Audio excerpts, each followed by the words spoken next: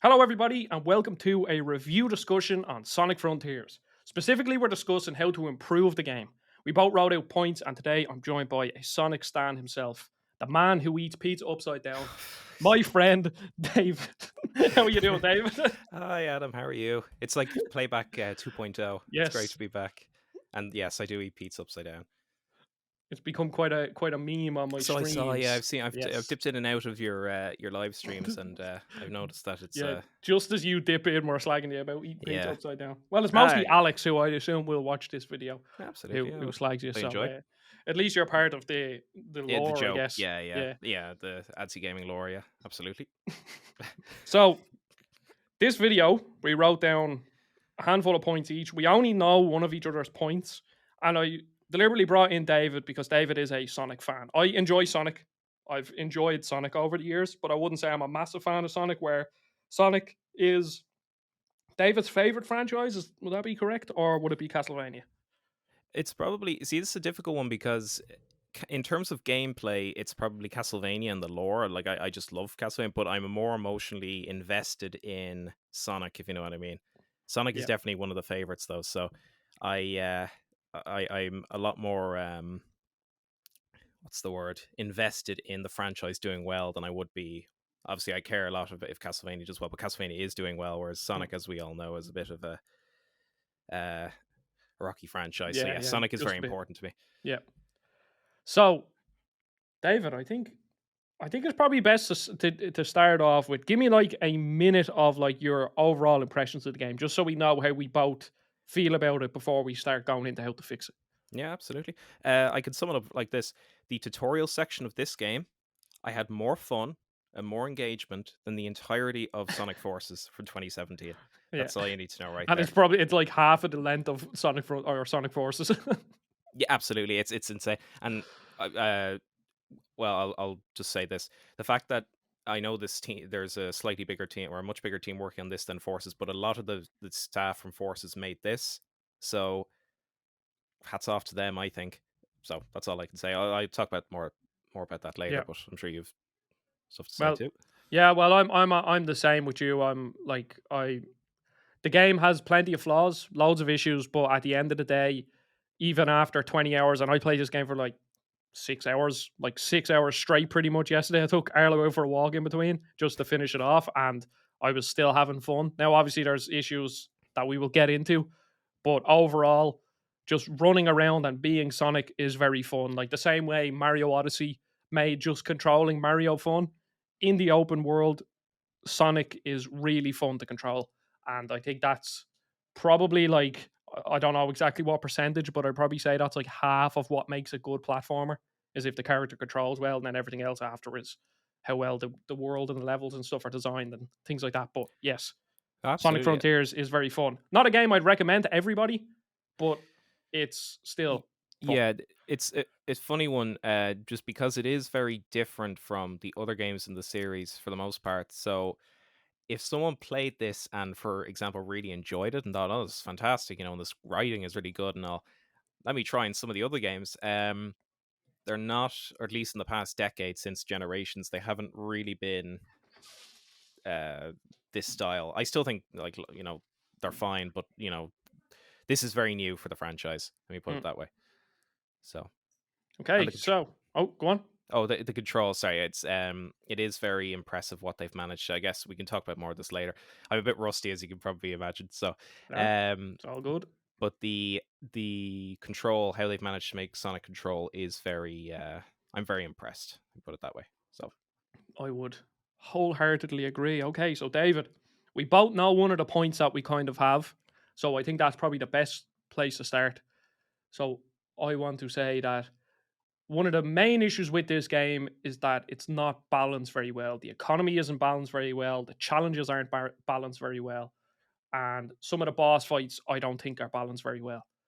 So I will start off, I guess. So the economy is absolutely fecked in this game. In the game, you have XP that you collect from killing enemies, and then that is used to unlock skills. And then you also have these Cocos, which are basically the game's version of Korok seeds that you collect, and then these are used to raise your ring capacity or your speed. And then you have these what are they? What would you call them? The things that Uh, increase your damage oh, and seeds of power and seeds of yeah, defense. yeah, seeds of power and seeds of defense that increase your damage and increase your defense. And by the end of the game, or by level two, I had every skill unlocked bar the story specific skills. And by the end of the game, I had over 200 levels unspent that I couldn't spend. And then also, how you collect things, the cocos, they're not really like, they're kind of everywhere. They're not like a specific collectible. And same with the seeds of power and defense. And eventually, you learn that fishing is the way to level up, because if you were to collect all the cocos and collect all the power seeds to level up, I'd imagine you'd probably be running around this game for probably 60 or 70 hours, just like randomly finding them. So, David, what do you think about the balance of the game? Yeah, I do think I so the game has a lot of new systems that a lot every Sonic game has different things in it that are never brought back for some reason, even if they're good. Um, so there are a lot of new systems here. So I understand that from Sonic Team's perspective, they probably haven't made a game like this in a long time or before even. So there's a lot of work to be done of learning how to balance things out. But yes, I do think I was shocked. By the way, I didn't even use the DLC that you get with a pre-order for the game, which gives you even more skill points to start off with. I think you get Oh yeah, 20 to I start, didn't use that either. which is So insane. Because I maxed out everything by the middle of the third island. Now I was being completionist with it. I was yeah, yeah. 100%ing So each was I. Yeah. island. Um, but it is very easy to power up fully. I know Sonic is a kids franchise. There's nothing wrong with that. But I still think like there's an easy, normal, and hard setting, and we both played on hard, I believe. Yeah. So it's and hard mode isn't really that hard.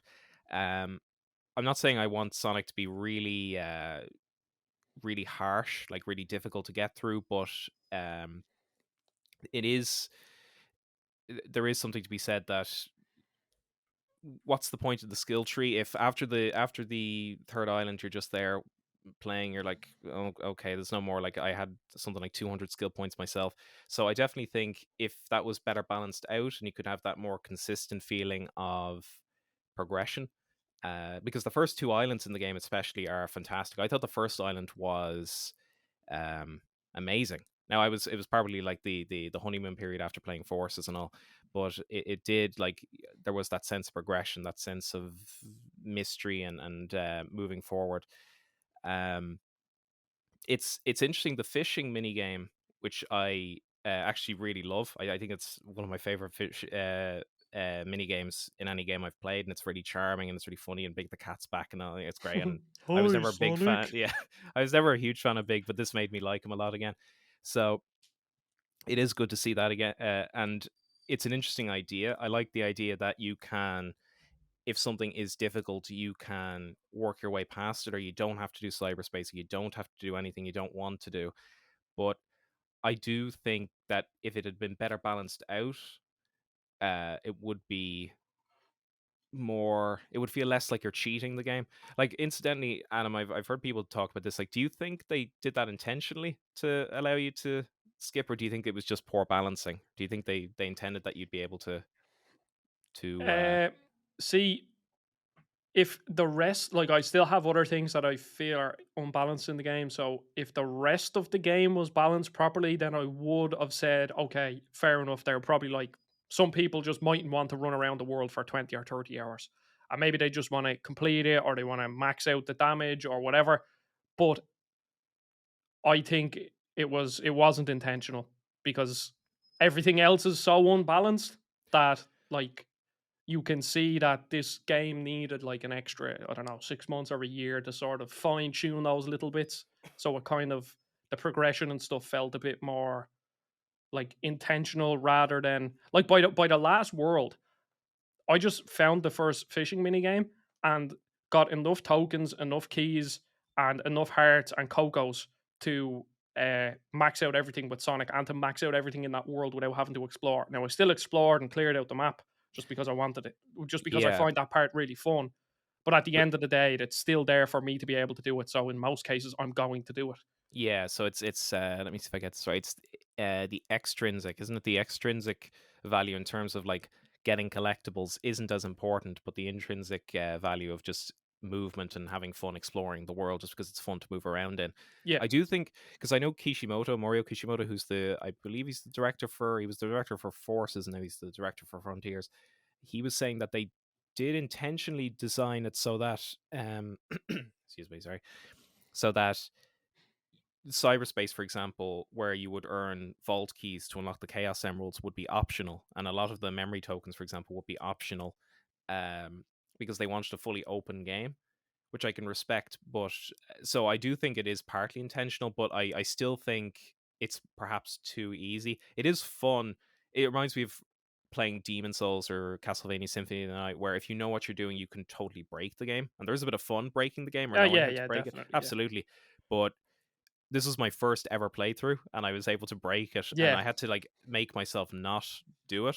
And by the final island, because I didn't realize how overpowered the fishing was, so that I think on the third island I had overdone all my skills. I'd overdone the lost Coco and so on. So by the time I was on the fifth island, it was just I was just running around just for completion's sake. I could have just finished it. So I definitely think a bit of rebalancing needs to be there.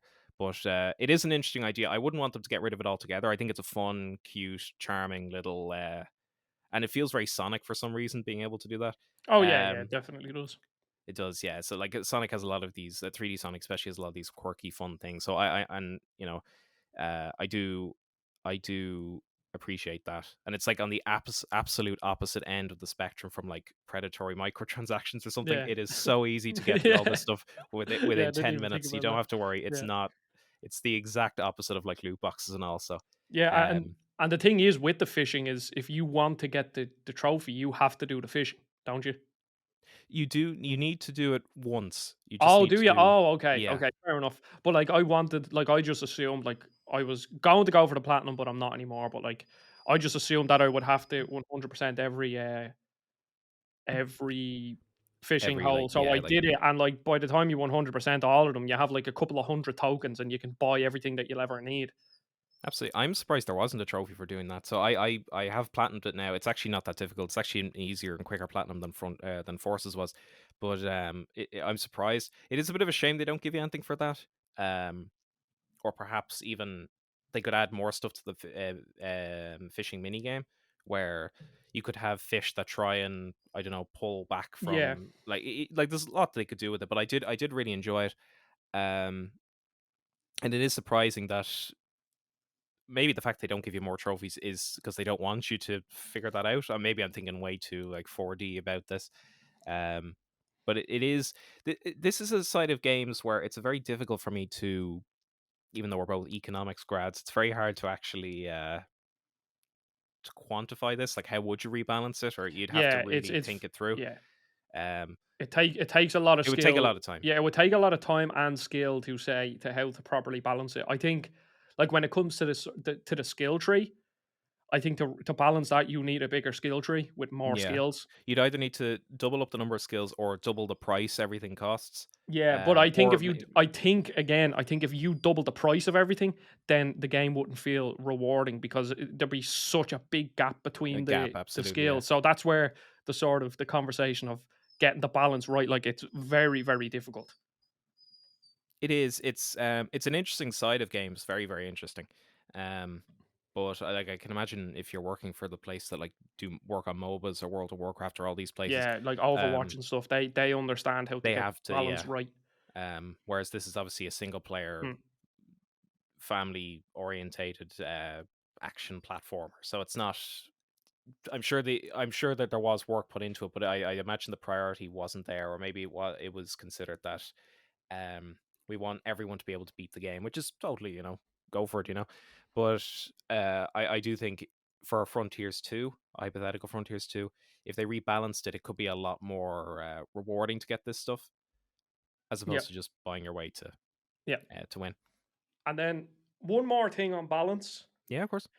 I think, and so to unlock the map in Sonic Frontiers, there are these little challenges, and they're like there's a whole range of different things. There's one where you stand on a tile and you get a bird's eye view, and then certain tiles light up, and you have to walk on all the tiles without leaving the area, and you can't jump. And then there's other ones where like that one's actually kind of fun. And then Yeah, I there's like that one. later on they improve on that where they do a little platforming challenge where you can jump, but they only use it I think once, which makes no sense. But then there's ones that are like, oh, there's also a skipping rope one, which brings me back to Mario Odyssey, Mario which Odyssey. Oh my gave god, me some yeah. nightmares. Final But Fantasy 9 yeah, luckily it or wasn't as 9, yeah. hard. So there's a few good ones there, but then they give you these ones where you stand and you have to parry an object. But in Sonic Frontiers, you don't have to time your parry. You just hold L1 and R1 and it parries it. So you literally just stand there, hold L1 and R1 and wait for the things to come out, and then that's it. So I think, and then also there's time trial ones where the thing could literally take you 10 or 15 seconds to do it, but they give you like 80 seconds. And I understand, though, people are probably going to say, oh, well, it's a kid's game. But I mean, come on. Like, if it But takes 10 or 15 seconds, like, if you want to make it even close, try, like, give me 20 seconds. Like, at least make it look like I'm almost not going to do it. well, that's the fun that ties back to balancing, I guess, as well. Where I'm sure you've heard the discourse about the infamous stage 1, 2 S ranking it, getting it under 55 seconds. Yeah, I think I got like 57 and then I gave up. Yeah, I ended up with there are it's actually really fun to get it done. I managed to do it, so I got it to like 49 seconds or something, and it was really really fun and engaging. And that's obviously the second level, and apparently the first two levels are the toughest to like S rank or some of the toughest. So I thought going into it, I was like, oh, this is going to be like Sonic Unleashed or something where they were like super harsh, or Sonic Adventure 2, which is like that I think the most harsh Sonic game. I need to go back through them again to check, but it's really really strict on the speed running. Whereas as the series has gone on, they've understandably, more mainstream, and they started to target younger, like with their target demographic, so they do get easier. But the balancing, as you say, some of the cyberspace levels in particular are particularly strict and harsh on the timing, and some of the mini games are. But then you have other ones, for example, where you need to hit this ball into this ring in 100 seconds, Yeah. but you only have to do it once, and all you have to do is jump. You don't even have to the homing attack. You just jump into the ball, and then you're done. It takes about 3 seconds. Mm. That stuff is very strange. Even if they want to be really strict, they could say, okay, all you need to do is hit this ball into this ring, but you have 5 seconds to do it, or you have 3 seconds to Yeah, do it. or you only have, like, say, one or two attempts to do it, you know? Exactly, yeah. Because it's Something like not. that. Before the game came out, I was a bit worried that again the dev team. What is cool about this game, incidentally? Sorry, I'm the Sonic fan on this, so I'm Yeah, gonna yeah, be Dave, my that's stuff why I is more. brought you here to give Yeah, all my, this. my stuff's about more the I need to play through a few more times to get the gameplay side, but I'm more about the franchise as a whole. Uh Kishimoto and Sonic Team, they've been a lot more open about this development than they have been historically, and they were saying that, which is really cool, um, that they excuse me, sorry, oh my god, so much coughing.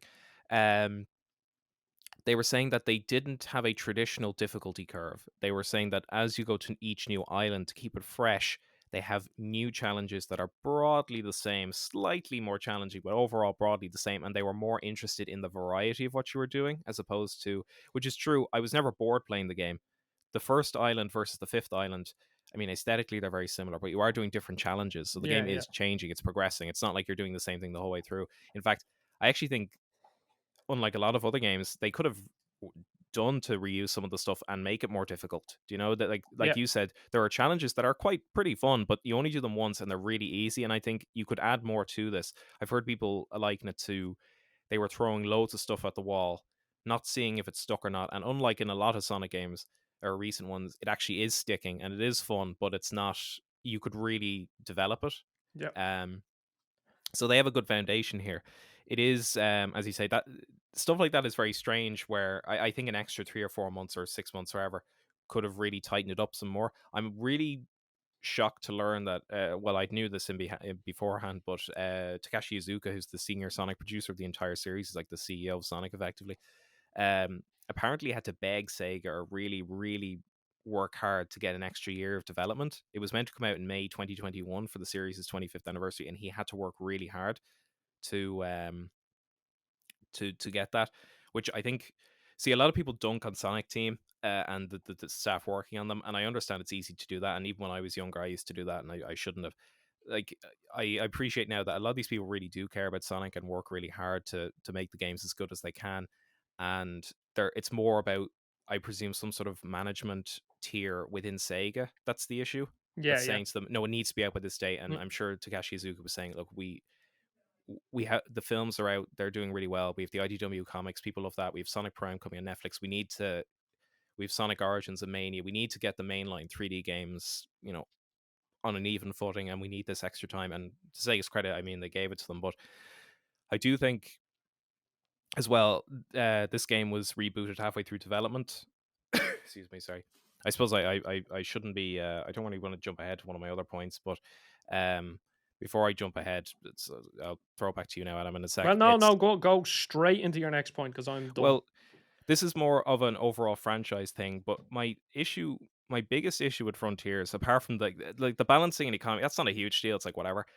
As a Sonic fan, I don't understand why we don't have the same production values that Sonic Unleashed had, like 10 years ago or 12 years ago. Why are the cutscenes the way they are? Oh, they look Why like are, YouTube animations. yeah, it's a lot better than obviously Sonic Adventure, the infamous wow, where his face all congeal, it's crazy. Like it's gotten a lot better. But why this is the thing that struck out to me the most, where I was like, what's going? Because they're trying to tell a more serious story, which is fine. I like the story. It's not my favorite in Sonic. It's probably still Sonic Adventure One. Sonic Unleashed is a cool story. It's a sad story as well, and I take it seriously. That's the other thing. I can take Sonic Unleashed story very seriously because it feels like a Pixar movie. And Sonic Adventure One, there's a bit of dopey charm with the cutscenes, but I still think the actual baseline story, like if you retold Sonic Adventure One's story as like an animated movie, I think it would be a brilliant story. But in this game, the writing is great. It's Ian Flynn who wrote for the old Archie comics and IDW, and now he's brought in for the dialogue. I know he wasn't given the story. I'm told he was given the story by Sega, and he was just writing the dialogue and the beat for beat stuff. And the beat for beat stuff is great. This is the side of Sonic that I would really love to. You can tell I'm really getting into it now because I'm talking about Sonic. Um, this is the side of the franchise that is Frontiers is a brilliant step forward. We have really great character pieces, character relationships. Team Sonic Racing also had really good stuff like that too. That's why a lot of people are into the franchise. That's why I'm mostly into it. It's just the characters and the camaraderie and all. And that's a great step forward. But they're trying to tell this big story with these big lore implications for the entire franchise, and it's it's let down by just these production values. Like I'm looking at my notes here and I have it in all caps, like production values. Like I don't understand why, and it ruins. So, like you were saying, Adam, in like Sonic 06 and the mid 2000s, they had the mascot problem where it looked like someone in a mascot suit, um, and it was all like motion captured and all. It was very strange how they did it, but with the new since Lost World may have been this. I've not actually played Lost World. Excuse me, sorry. I have Lost World on Steam, but I haven't gotten around to playing it. But since Forces, anyways, it's very static. Oh no, Generations was like this as well on Colors. So I suppose the Colors is when it started, where characters will just stand around and talk to each other. And you have Sonic is a cartoony character, like they're all cartoony. You could do a lot more like it. You could be more like Crash Forward, where it's very crazy and wacky. I don't have a problem with grounded Sonic, like Sonic being great. Like people give out about, oh, Station Square looks too realistic. It's like who cares? But there like characters just standing around. I'm playing God of War Ragnarok while also playing Sonic, and Ragnarok sometimes is more cartoony with stuff that goes on in a good way than Sonic is, and I don't understand. And like you said, the rain effects and um the voice acting. I know you had something about the voice acting that Yeah. you wanted to say. If you want to say anything, because I don't want to just take Oh over no, the. I like all my like you just echoed everything I would have said. I didn't have a point about the story because I really don't care about it. But like I didn't like the deep voices. I thought at some points when Sonic was speaking to Knuckles, Sonic sounded more like Knuckles than Yeah, it's anything else. And then also I just have I just have a note here. Animations in cutscenes are ridiculously stiff because it honestly, the ending cutscene looks like something that somebody made on YouTube in Blender in about 30 minutes. I did well. Um, I should say there is one cutscene, a very specific one, Sorry, you can go into spoilers. I will put a spoiler tag at the start. It's Oh yeah, Sonic. I Like, want. yeah, If I probably won't talk much about the story because it'll get way too like nerdy, where I'm giving out about how the lore is broken because of this or that. But I will say there is one specific cutscene that involves Sonic and Tails, and it's not. It's like an animated cutscene, like it's stills, like the adventure game, or not adventure, like the storybook games, like or were they Black Knight and Secret Rings, where it looks like production stills, but it looks really cool. It's probably yeah, like Tyson Hess's production. I don't know. That was really cool, but it does hamper the series' ability to tell a serious story. Like some people have a massive stick up their ass; they don't like serious stories in Sonic. Um, but like I said, Adventure One, I love that story. Adventure Two, a lot of people like. I always thought Adventure Two story was a bit dopey. Um, what else is there? Shadow the Hedgehog. I unironically like Shadow the Hedgehog, and me too. Well, yeah, yeah. Well, sorry, the game. I hate the character. He sucks. But he's well, he cool has though. He's sucked. black and red, and he has cool shoes. Take, Yeah, come on. there are cool Shadow appearances, but the way he's been recently, and Ian Flynn has even said this, that like Sega have more mandates for Shadow than any other character in the franchise, and they're really weird about Shadow. So people just don't use him much in the comics anymore because he's, it's not fun to write or read about. So excuse me, sorry. Oh my god. So like Sonic Unleashed story, I can take totally seriously, and Sonic Unleashed's aesthetic. I suppose this ties into it, the aesthetic that they went for, the groundedness. Like I said, I don't have an issue with Sonic in the real world. I think it's weird.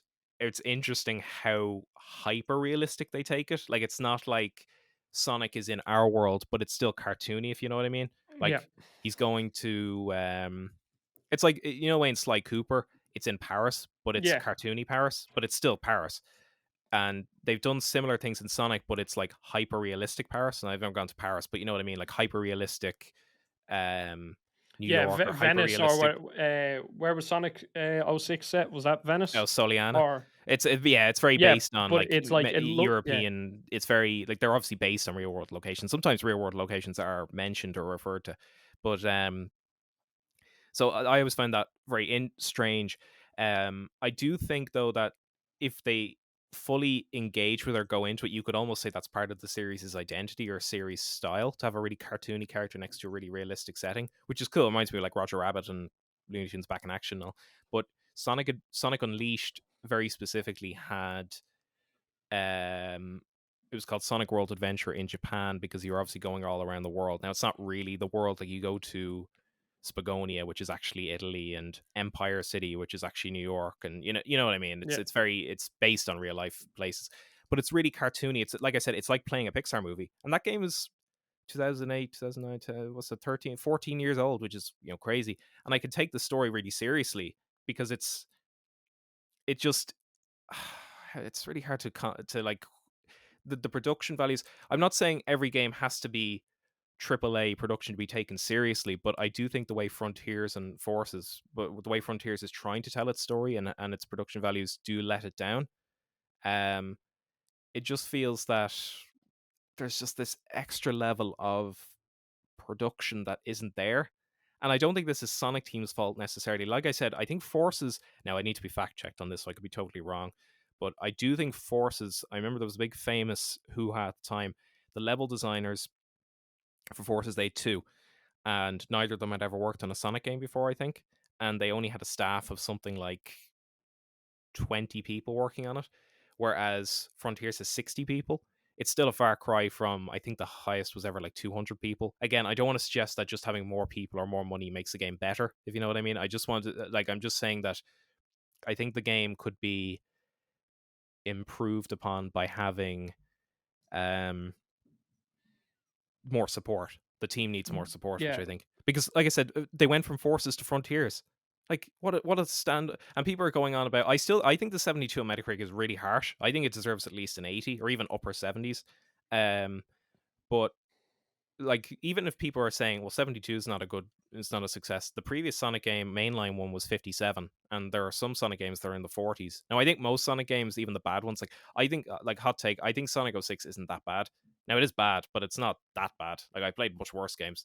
Um, so I think overall some Sonic games get a bit overhated, but I do think I mean, this video will be called, or podcast will be called, "How We Would Improve Sonic Frontier." So I guess that's a major one that I just think I'd hope Sega would give extra support, extra funding, Yeah. extra manpower, resources, Well, um, see, just like, support them. yeah, like in most cases, like there is a difference in developer talent.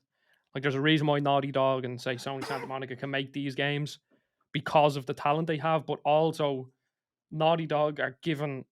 I'd imagine Yeah, they just can open up Sony's vault at whatever time, and if they need an extra 6 months, they will get it because at the end of the day, well, Sony obviously understand how to make good games, but Naughty yeah. Dog and that have been like they've been given the sort of they It's like have a earned that like ability to be able to just say, look, we need an extra 6 months. Look what the 6 months did to The Last of Us. So in this case, it is. I think it is just that. Like they just needed an extra 6 months or a year just to sort of, yeah. just They polish needed. everything up. I still think at the end of the day, it still would have been maybe like I'd probably give this game like a seven, maybe a six and a half, seven if I was doing that sort of a scale. But I think maybe if they gave it an extra 6 months or a year, it could have been an eight. And then with that even stronger foundation, what could Sonic Frontiers 2 be like? Yeah, Like, that's the because like you were saying there, or like alluding to, it's like a positive feedback loop where, Naughty Dog, as you say, because they're so prestigious or whatever, they can attract the best talent, they can offer the best perks, they can get the best support from Sony, they have the best marketing, they have the brand recognition. Whereas Sonic Team obviously had it in the 90s and such, and now with the films, um, they have a lot renewed. But I know a lot of people who are Sonic fans because of the films and don't play the games, don't know about the games, or Sonic is. And Sega have even internally, apparently, when they say Sonic the Hedgehog 2, they don't mean Sonic the Hedgehog 2, they mean Sonic the Hedgehog 2, the movie. Um, and even Kishimoto said that this is the strange thing about Sega. Kishimoto apparently wasn't aware, or it seems to me that people aren't aware about one hand, like whatever the saying is, one hand doesn't know what the other is doing. Like people aren't aware of different elements of the series, so something will appear in the film without other people being aware of it, um, which is very strange. But like this has a lot of influences from the Sonic movie. Like when you get the blue ring boost, when you get max out your ring counter, that's taken from I think it's the first Sonic movie, maybe the second. Um, it's cool to see that cross pollination between different sides of the franchise. But I do think that if Sega want, like Kishimoto said, and he was being a bit Kishimoto. I was very hard on. Well, again, I didn't say anything, but in turn, I always thought of Kishimoto as the B team, if you know what I mean. But like he was in charge of the B tier games as opposed to like Unleashed or Generations or whatever. But he does seem to me, I've grown enormous respect for, well, everyone at Sonic Team, but especially Izuka and Kishimoto, because he's been like I think I said this earlier. They rebooted development halfway through. They were working really hard with with focus group testing. They were trying. They really wanted to make a great game here, and I think they have. In it, it has work to be done. But even Kishimoto himself said that, and he said that he hopes that Frontiers is the first step towards Sonic being and Sonic Team being like a great name in the industry again, apart from like the 2D games. And like the adventure games. And I think that, and people were like making fun of him for that, but it's like, first of all, he's not, he said, what he said was that this is the first step. Like we have work to go, but we want work to do, but we want to start working towards getting Sonic back to like S tier, if you know what I mean. Like we're working towards it. And I think this definitely is a step in the right direction. So, like you said, it is a solid foundation for Frontiers too, and so I'm really excited. And unlike with Forces, and I don't even think Forces is that bad. Like it has something like a 47 or 57 on Metacritic. I'd give it maybe a 65 or something.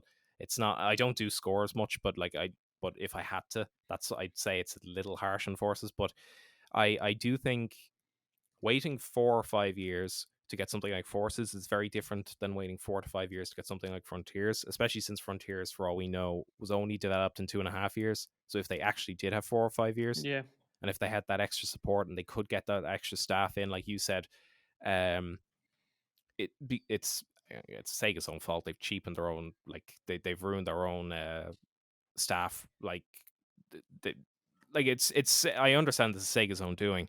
They don't seem to treat their other franchises like Yakuza or Total War in the same way. Like those franchises seem to get more and more AAA and bigger and more successful. So why can't yeah. Sonic? No, And So Sonic is obviously, well, obviously Yakuza is Sega's big. I think it is actually Sega's biggest franchise now, isn't it?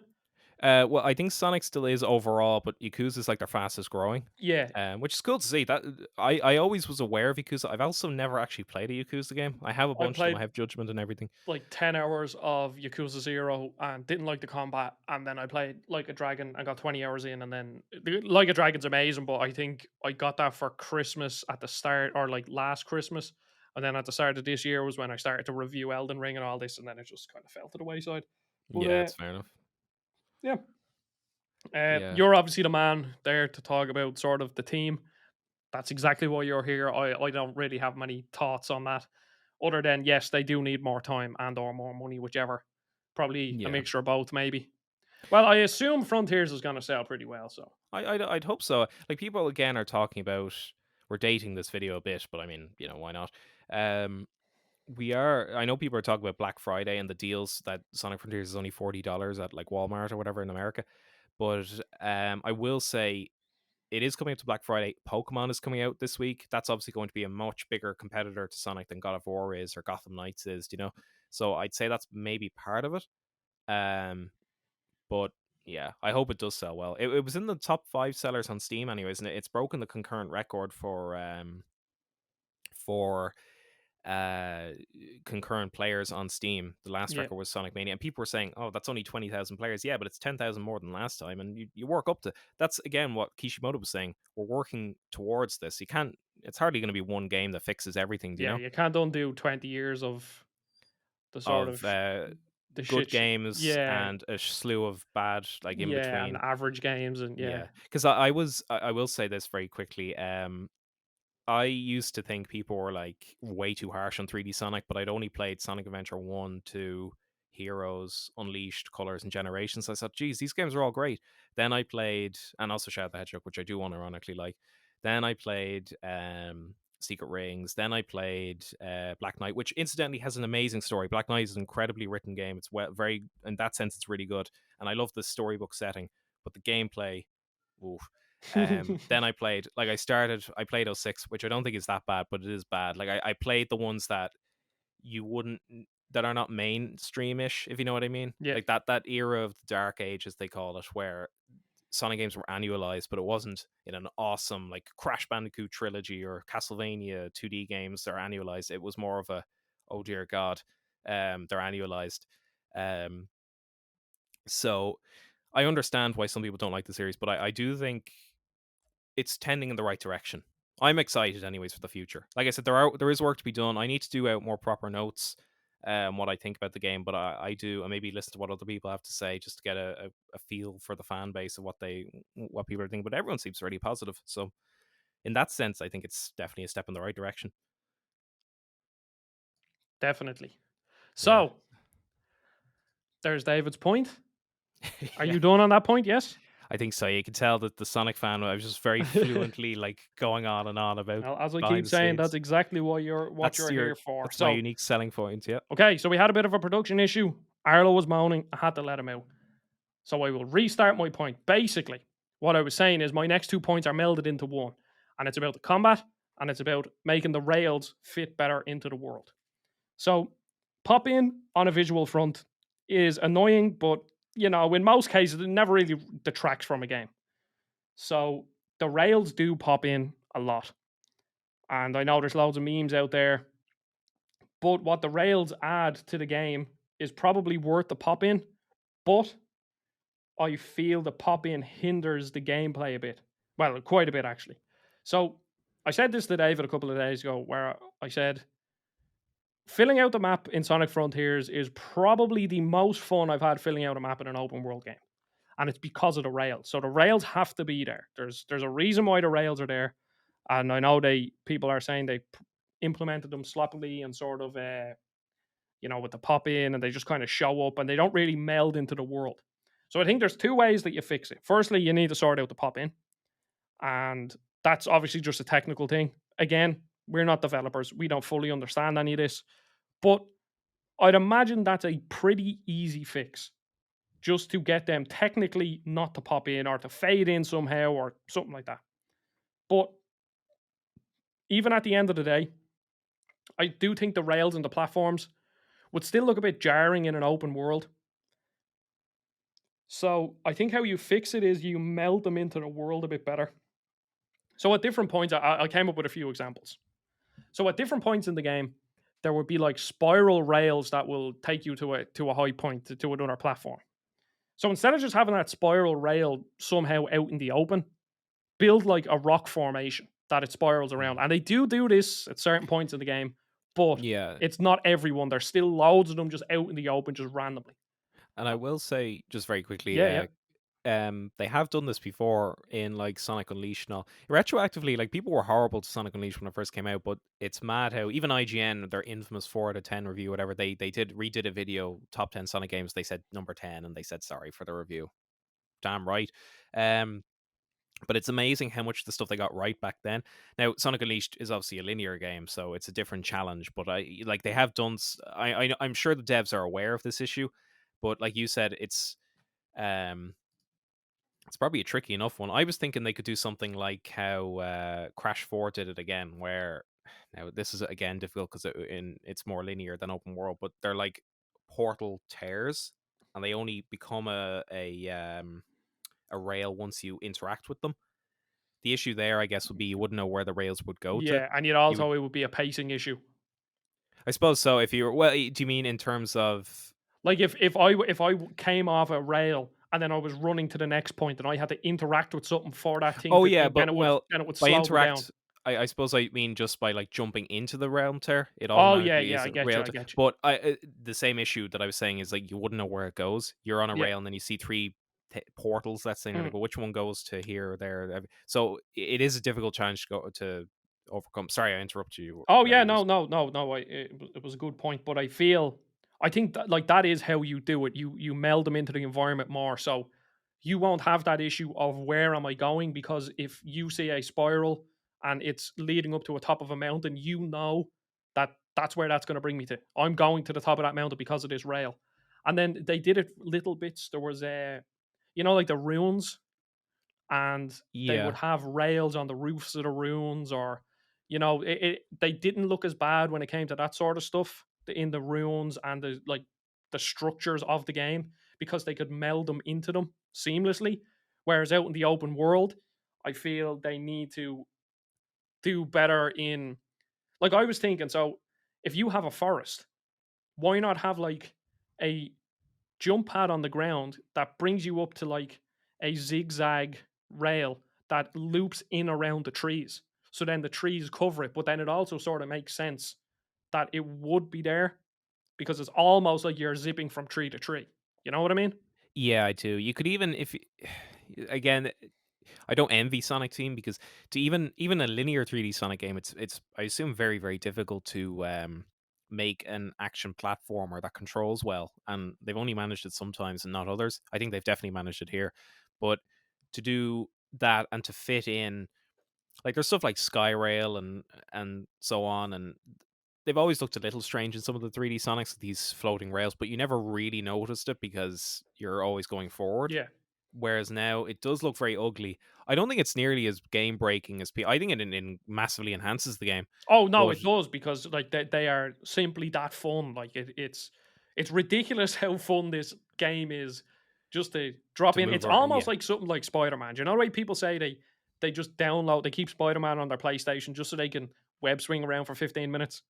yeah, Like that's absolutely. what Frontiers feels like, where It's like getting from one end of the map to the other without firstly the fast travel rails are really good for getting you around, but just like how the world naturally leads you to the points, because like you might find a jump pad that brings you up to a rail and then brings you to a platform, and then once you drop off that platform there's a boost pad that boosts you three different ways into another jump pad, and then you're on a different rail, and like yeah. all of a sudden you're across the map and it's just so fun.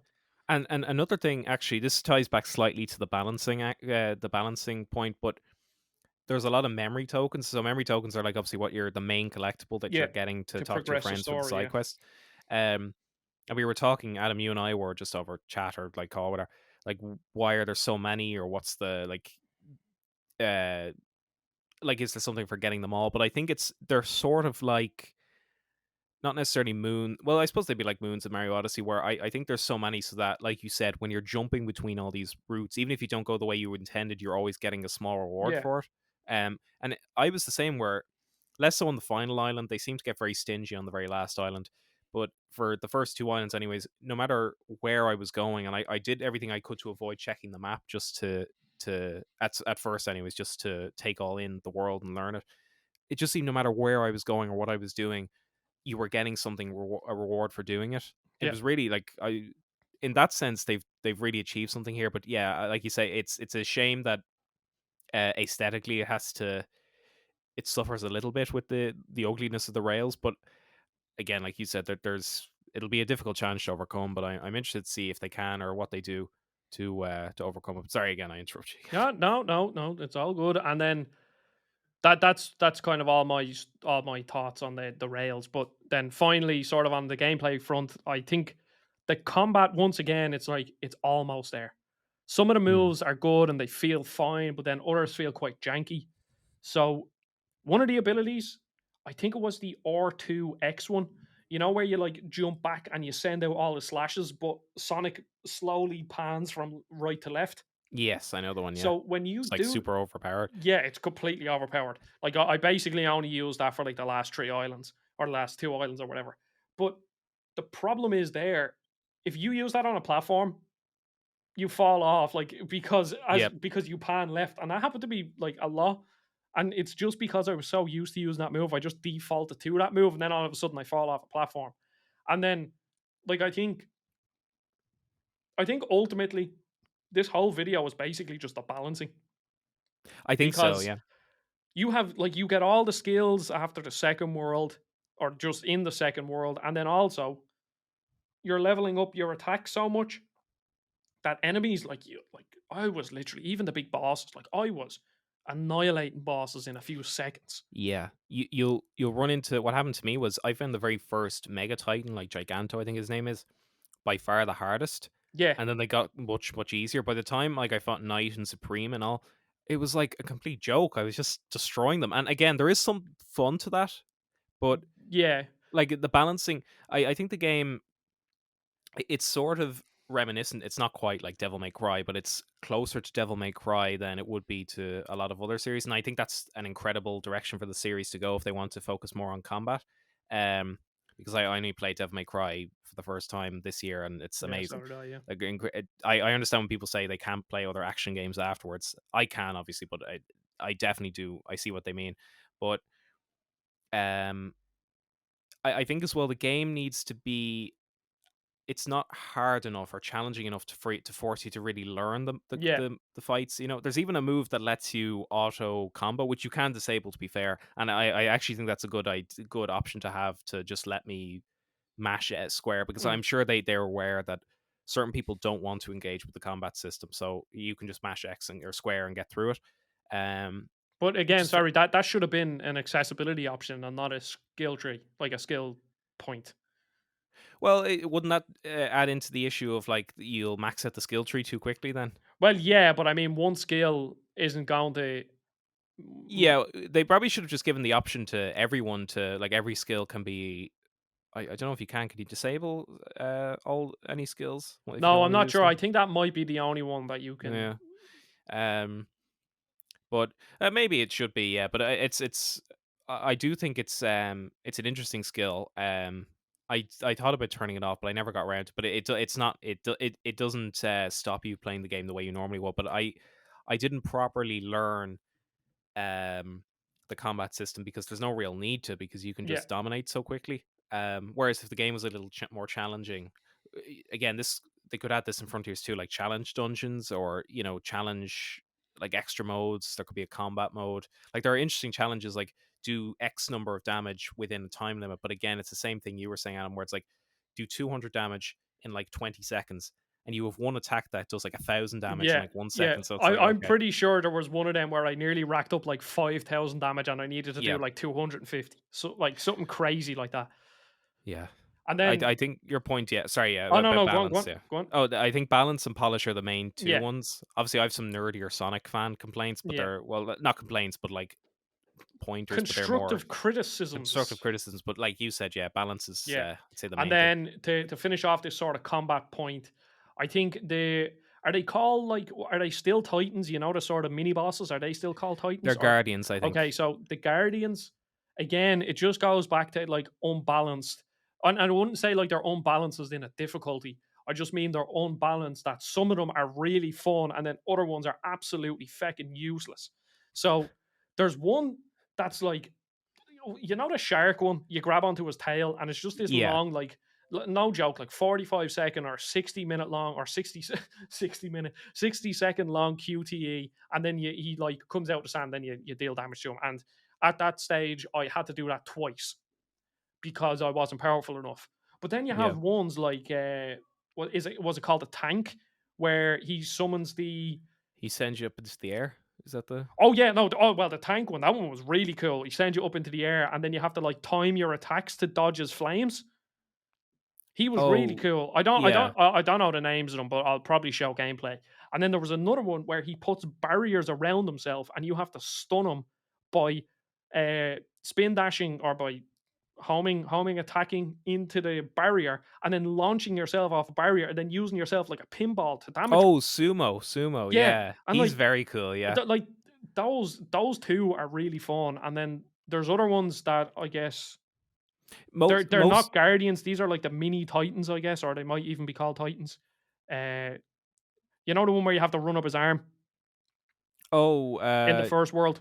Azora, yeah, no, he's a guardian as well, I Yeah, think, he's yeah. like running up his arm is awful. It just doesn't feel right. It never does. And when you get up to the top half of the time, you launch off the side. All right. And Yeah. then, but then they have the really cool one in the second one, in the second level, where you have to go on the rails and you have Yeah. to fully go around the rails to be able to deal damage to him. And then you have the one that you have to chase after him on the trail. And that one was fun. There were a few issues where I couldn't actually see the projectiles he was shooting because there was so much shine from the sun onto the platform that you couldn't see. But I mean, other than that, they were fun. But then some of them are just it's there's just some baffling things in this game, and it makes it so sad. And then also the Titans, the final Titans, uh, climbing up them should have felt more like Shadow of the Colossus, where you Yeah. like it was actually an event to climb them rather than Yeah, climbing them in literally 30 seconds and then doing a QTE. You know? yeah, I'd say that's partly because it is ironic that it's much hard. Well, I don't think it's that hard, but it's trickier to or jankier to climb up Azura at the very start than it is to climb like Gigantos. There's like Yeah, monstrously huge, like horrifying creature that you have to climb up. Um, I presume that's because they just you can skip Azura, but you can't skip them, so they want to make it easier. But I do think it again that goes back to my thing about production values and spectacle, where it just seems like they just need that extra level to take it to the next yeah. level of like polish and spectacle. Um, so I completely agree with you there. Yeah, it's just the fights against them as Supersonic are cool. Like that side is cool, but I didn't really like them. I just thought they were like spectacles rather than actual gameplay. yeah, but I like that it ratchets up the tension though in terms or the stakes, and that Sonic has to go super to beat them. I don't Yeah. think that's happened really. Let me think back. No, I don't think there's ever been enemies where he's routinely had to go supersonic to beat them. Um, And now, in so saying that, I don't think many 3D platformers have good bosses. yeah, So I wouldn't say. I think that's probably a genre issue rather than specific to Sonic Frontiers. yeah, it's no Crash Bandicoot 3 warped with the bosses. I think it comes close though, closer than any other to having good combat in a 3D platformer. Not that it has much competition, to be honest. Um, Yeah, I think it now it's like it's. I just want to see what a 3D platformer is like if they focus on the combat. Like if they yeah, polished up this combat, then it probably actually could have been. that's why, like I said, Frontiers 2, I really think is going to be if they build on this and get the proper support. Watch, they won't even make Frontiers 2. They'll go back to like Sonic Heroes 2 or something. Well, if I was in charge of Sonic, like the overall chart, and I had these decisions, I'd commission a Sonic Adventure 1 and 2 remake, and definitely a Frontiers 2, but a Sonic Adventure 1 and 2 remake would be high up on my priorities as well. And then I would probably, I know Izuka has said he would like to do a Sonic Adventure 3, the always the very mystical famous Sonic Adventure 3. but with Frontiers as a baseline, if you know what I mean, like Yeah. as the inspiration for it. Interesting idea. I don't. I'd have to think that one through because the Adventure series is closer. Like this is a boost game, so boost Sonic games start with technically Sonic Rush, but that's 2D. So Sonic Unleashed, Colors, Generations, Forces, and now Frontiers. My Sonic Heroes isn't a boost game. Did I say Heroes? No, no, no. Sonic Heroes isn't a boost game. No, that would be what's the term? See, the fan base gets all these different terminologies. So Okay. it's usually Now it's been it's usually years since I played Sonic Heroes, but I always yeah, I, no, I it's always thought I remember that being a boost game, but no, oh no, Boost would start with in 3D terms, ah, anyways, would start with Sonic Unleashed, which is almost like a soft reboot. I think Sonic One, obviously, because it started the series. Sonic Adventure One, Sonic Unleashed, and now Sonic Frontiers are the four real gameplay reboots, if you know what I mean. mm, Izuka only mentioned, and Kishimoto only mentioned Sonic One, Adventure, and Frontiers. I think Unleashed definitely changed the franchise altogether, like changed its direction gameplay wise and plot wise to a certain extent. Um, but Frontiers is a boost game in terms of you can boost, but it's not like the other boost games. There are the cyberspace levels which are um, tap into the older boost style, but it's not a traditional boost game. So it's sort of a halfway between the adventure style, which were more open ended. They were also more momentum based, and the boost style, mm, which were more linear and more what's the word, guided. Not that yeah. that's a bad thing, but it's a bit more. They're less janky than the adventure games are, anyways. But um, so yeah. Oh, we're So getting good. lots of dog special guest Yeah, stars. I'm going to loads mute of my mic dogs. now. Yeah. So, David, what's your? Will this be your final point? I think I do have one. Excuse me, sorry. I have one specifically about. This is more of a less a Sonic thing. This is more actually about the gameplay. I think the open worlds could use more secrets, like secret areas, Yeah, and yeah, yeah. Yeah, I understand. like the sort of. This will sound weird, but after playing like Elden Ring and Breath of the Wild, um, it definitely feels more akin to Breath of the Wild and Elden Ring than it would to other like Ubisoft style Yeah. open worlds. Sorry, I actually think this game took a lot of inspiration from Nier Automata more I've than heard people any say that I haven't played Nier Automata. So like, more than any other game I've heard people compare it to. I'd say Nier Automata because Nier Automata also has the the fucking bullet hell style gameplay, and it's very I don't know. It's almost like a trippy. Would you say like a trippy narrative where you don't really know what's going on? And it's kind of yeah, like there's like some higher being controlling stuff, and you don't really fully like it doesn't really fully tell you exactly what's going on. There's some like yeah, evil robot thing kind of controlling shit. So they're like, I think Near Automata is probably the biggest comparison. But go on. yeah. That's in terms of story, that would be my biggest thing. Where it's like they were going all in on how mysterious the story is, and it is mysterious, but it's not. It doesn't really pay off the way I was hoping it would. I But just again, blatantly skipped all the cutscenes near the end. there's one specific one that's very I don't want to spoil anything, but it's not it's an okay story. It's not one of my favorites in the series, but it's not a bad story. And I say the writing is very good. The character pieces, like the side quests, that stuff is really good. But yeah, I just wish there were more. Like you said, for their first open world title for Sonic teams, they get a lot of it shockingly right. As you said, the map system really good, especially because I'm playing God of War at the same time. I think it's insane how Shit, Sony Santa Monica are making menus with and the maps. UI and stuff, yeah, like Yeah, the user interface of Frontiers is very. I know they have the Persona team who worked on like Persona 4 and 5, so they have those yeah, staff that probably can the come in and best help them. UI designers in the whole industry. Absolutely, like it's incredible UI design, and the map system is very good. I 100%ing it was really easy. Like it's easy in terms of it's. This is the first time I've gotten a platinum trophy in a long time where I didn't need to look at any guides because Yeah, yeah, it's so easily done for you. It's so well explained. You don't need to worry about any of that stuff. Everything is they managed to have the element of mystery, like you discovering it yourself, while also having it be easy to find. Like it's not so open ended like yeah. Elden Ring. Nothing wrong with that, You're but not completely like I was never lost at any point. yeah, you always know where to go Mm. or broadly what to do. Um, Apart from like the third island, which was a bit messy, but anyways, uh, it's like that stuff is amazing that they got that so right, and I think it's just a bit more flesh on the bones. Like the first two islands, I think are great.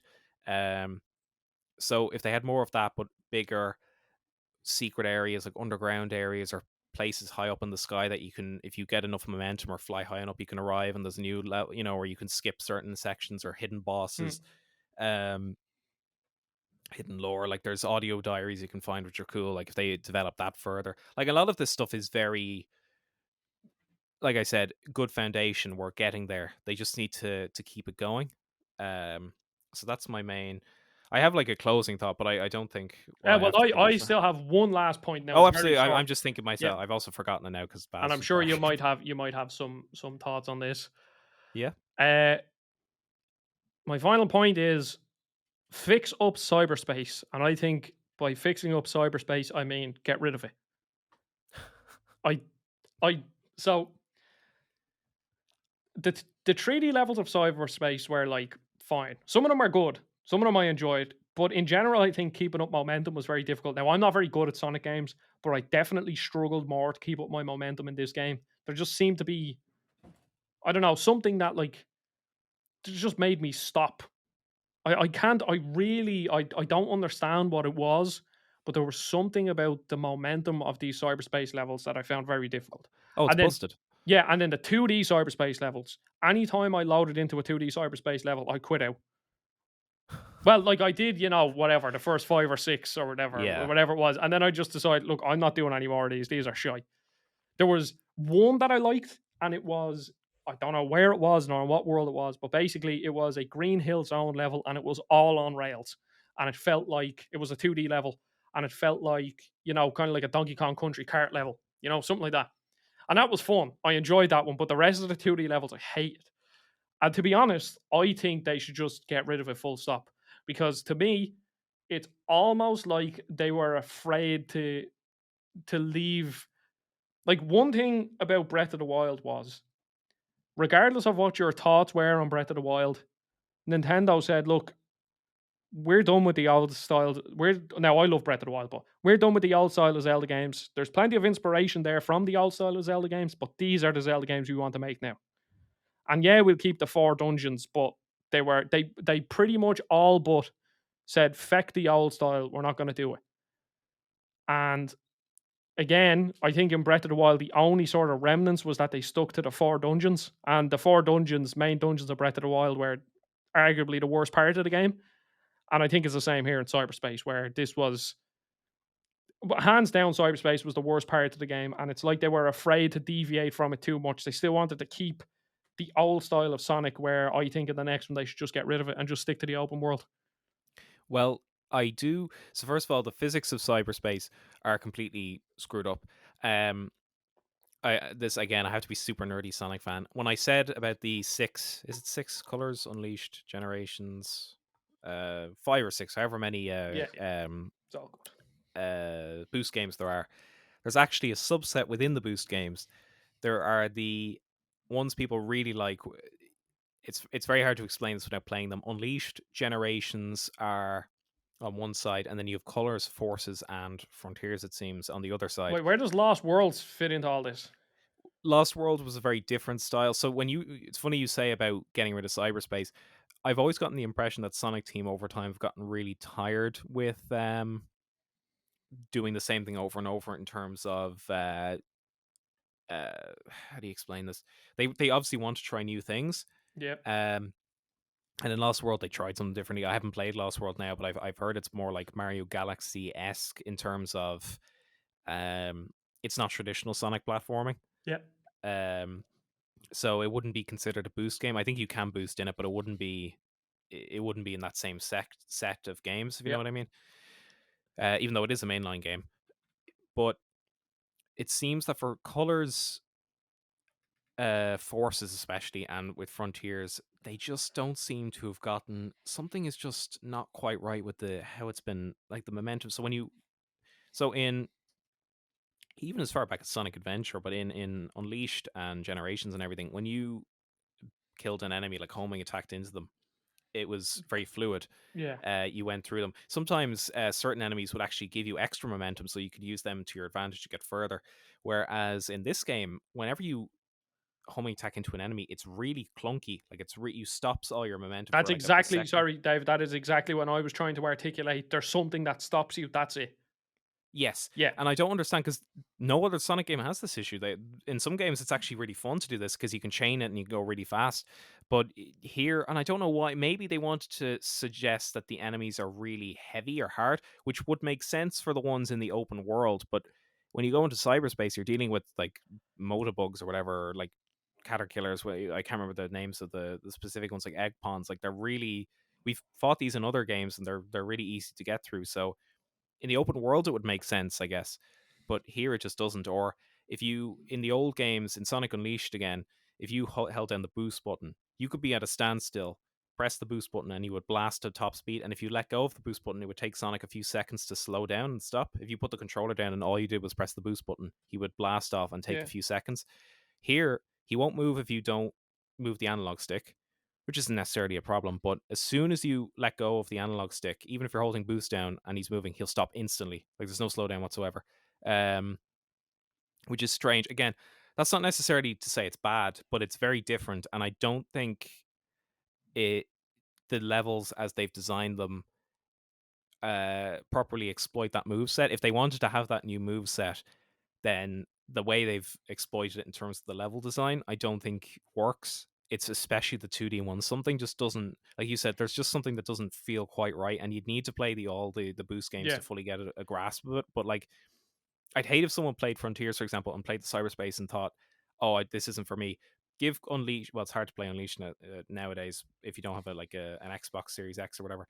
But like Unleash or Generations, especially, it's a lot better there. Colors as well is pretty good. Frontiers is better than Forces. I actually prefer the cyberspace levels in Frontiers to Colors as well. So I actually quite like the cyberspace, but I had to learn to adapt, if you know what I mean. Yeah.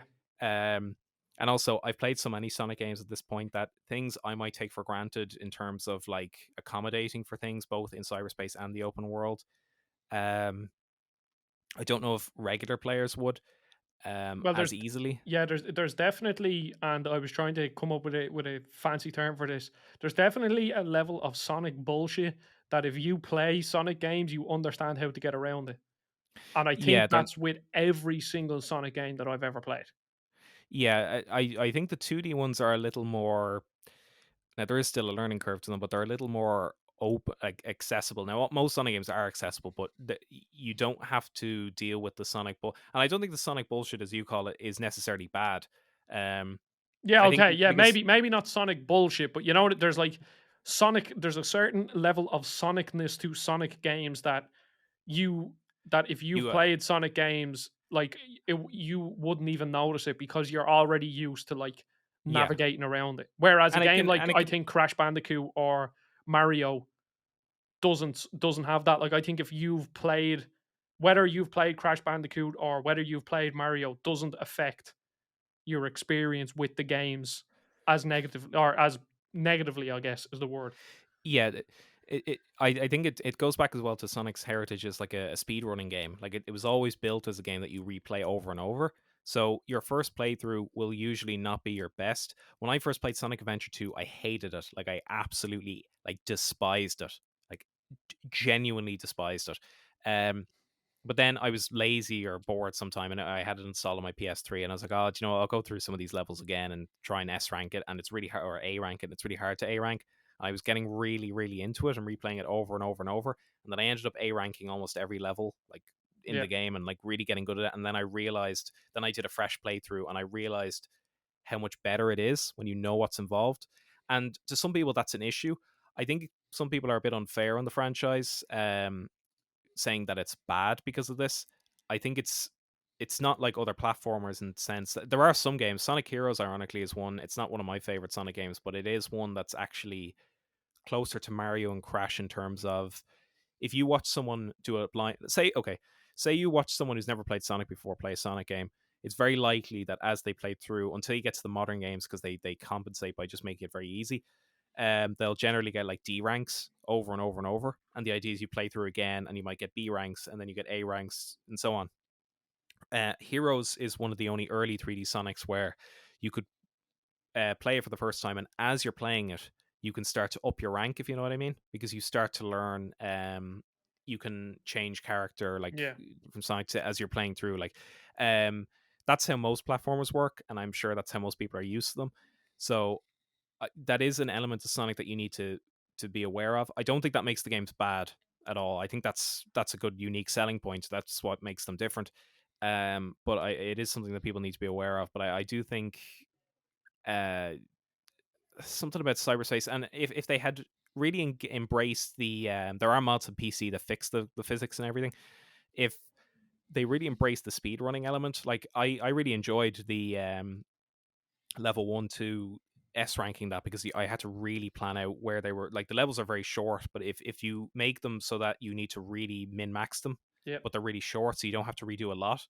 Um, I think they could have something really good here, because, like you said, they are like the shrines from Breath of the Wild, and like with Breath of the Wild, some of the shrines are really good, but some of them are really kind of like, what's going on here? Um, I think it's handy to have the two of them together. I presume that's what they'll do. Like, if they wanted to, how they could do this in future, the Frontiers model. Say they remade Sonic One, and instead of the 5 islands, it's the 6 zones. So it's Green Hill, then it's Yeah. Marble, and they're islands, let's say. And within there are portals, or like hidden, like we were saying earlier about hidden areas. Maybe if they made it really momentum based. Now I'm turning into my dream Sonic game potentially, but like really momentum based. Say you're a really good player and you know how to use momentum and the spin dash. You could spin dash up a hill, let's say, and use that to get air to skip a level or to skip to a new part of the map and get an ability sooner than you would normally if Yep. you were going through linear. Or there could be hidden levels that are um, really well designed. This is, again, I said this to you, Adam, again on a caller. I think I don't know why they seem to have gotten a lot of the open world stuff right in this game, anyways, for the first attempt. But for the linear stages, which I assume would be much easier to get right because you can plan it out and you know exactly where the player is coming from, they just seem to have dropped the ball on it. I don't really get it, especially since with Generations and Unleashed, they already did it. Now, I know the team involved with Unleash and Generations apparently left to work with Nintendo on like Galaxy 2 and everything, so fair play to them, I guess. But um, it can't be that hard, do you know? I shouldn't really say things like that. I know, because Yeah. No. I'm not No. a It is. developer. It's.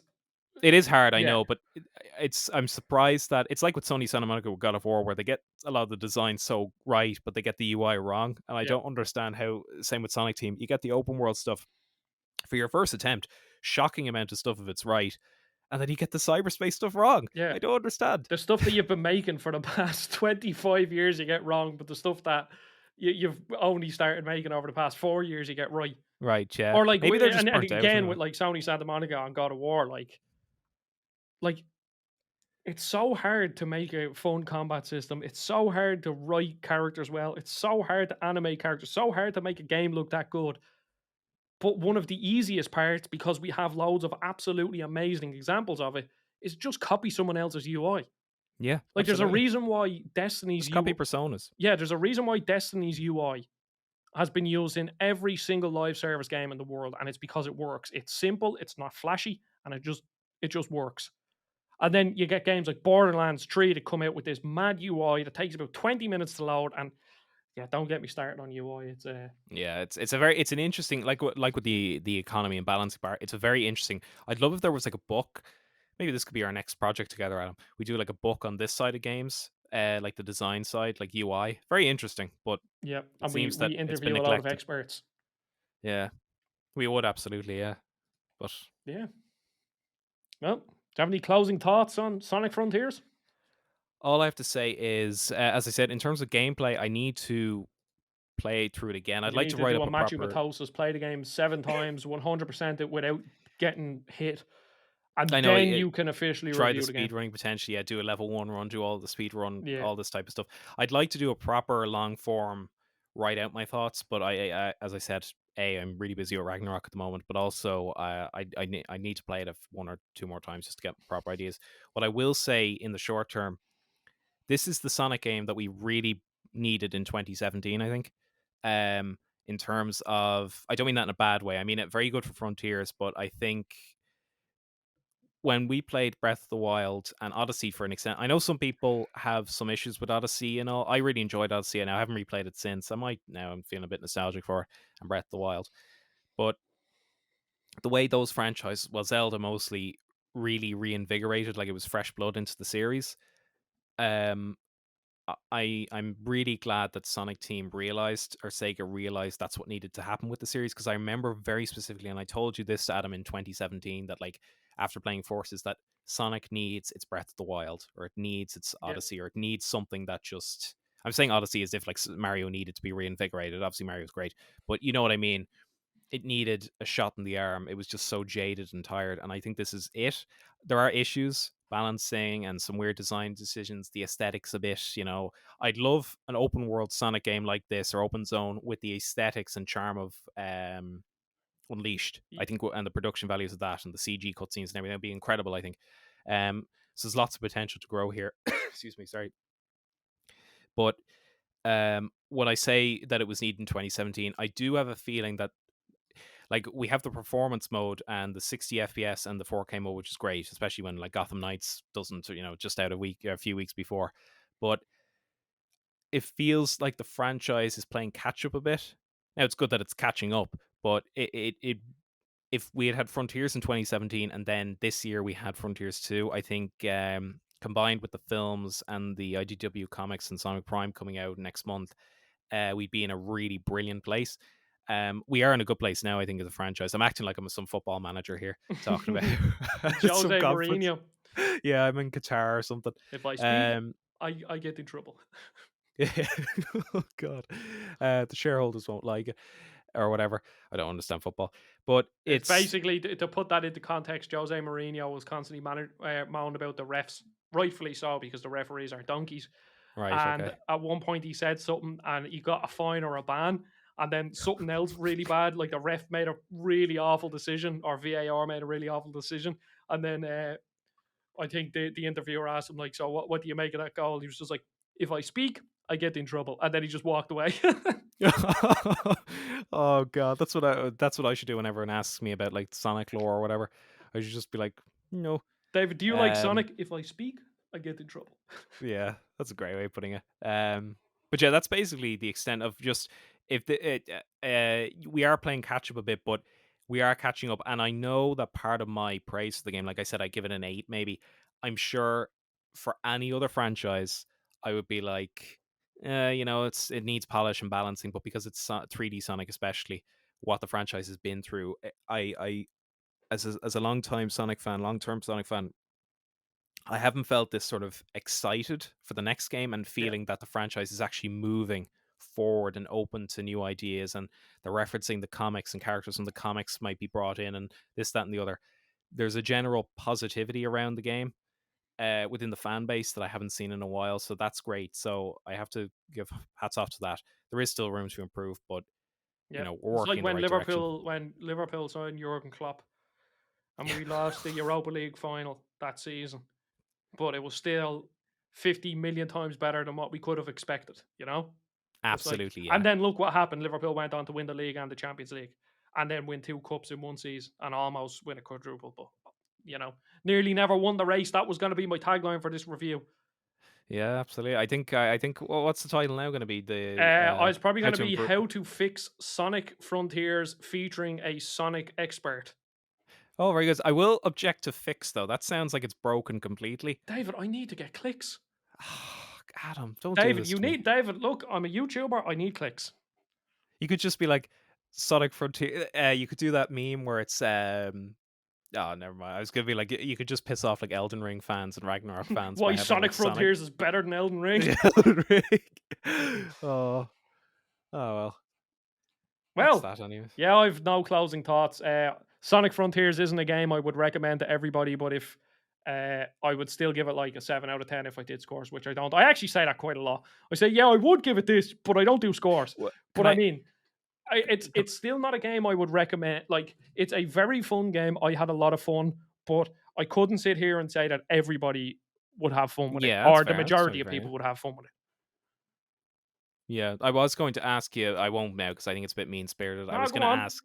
Well, I was going to ask, like, are there other major 3D platformers that you would say Frontiers not necessarily are better than, but you would put in the same tier as that other people would be aware of? I know Sonic is obviously very big, but like, That's actually a very um, good question. yeah, but I thought it would be a bit mean to. I don't want to suggest that like this game is better than this game. I'm just Well, no, David, come on. We have to yeah, be it, like fair. Let me think. putting you on the spot right at Because the it's like end. Right with that. it's nowhere near Crash 4 or Mario Odyssey. I Crash think that's 4, fair. Yeah, Crash 4, Mario Odyssey, Jack and Daxter, Spyro 2 are like the Crash 3 are like the S tier platforms, and then Mario Galaxy. Mm. I think if we were sitting here and ranking a tier list of platformers without the way I just gave them S tiers, and yeah, maybe I'd give Mario 64 a B tier. I yeah. think I'd give I think I'd put Sonic Frontiers in the same category as Mario 64. Yeah, to be honest, I was thinking the same thing. Like, if there was an S to whatever Yeah. D tier ranking, I put this in a B, Yeah, maybe an it upper would be B. like a high B or a Yeah, high C or a low B for me. I think it would be. I'd have to sit down and think about it, but it would be somewhere there where yeah. it is a good game.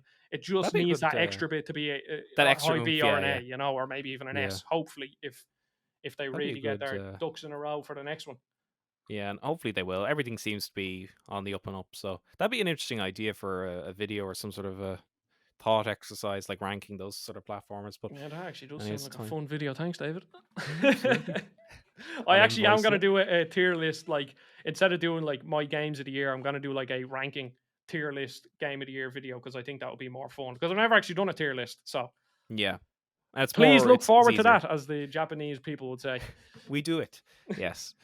Okay, well that's the end of the video. David doesn't really have. Do you want to be shouted out on any platform? No, I'm all good at the Yeah, moment. all I'm all good. right. I'm on Well, Twitter, but I just like yeah. people like Well, posts. I don't. I appreciate you, David. That was actually a very good conversation, and I would like to think Absolutely. that a Yeah. lot of people will find it very interesting having someone who really, really knows their shit about Sonic. So hopefully, 100,000 people watch this, and we get loads of views and subscribers, and then everyone joins, and then me and David will launch the Playback podcast back, and we become the most famous podcast to ever live. Absolutely. That's the plan. It's Well, all in the thank you, cars. David, and thank you for Thanks, watching. Adam. See you Thank all you. in the next video. Goodbye.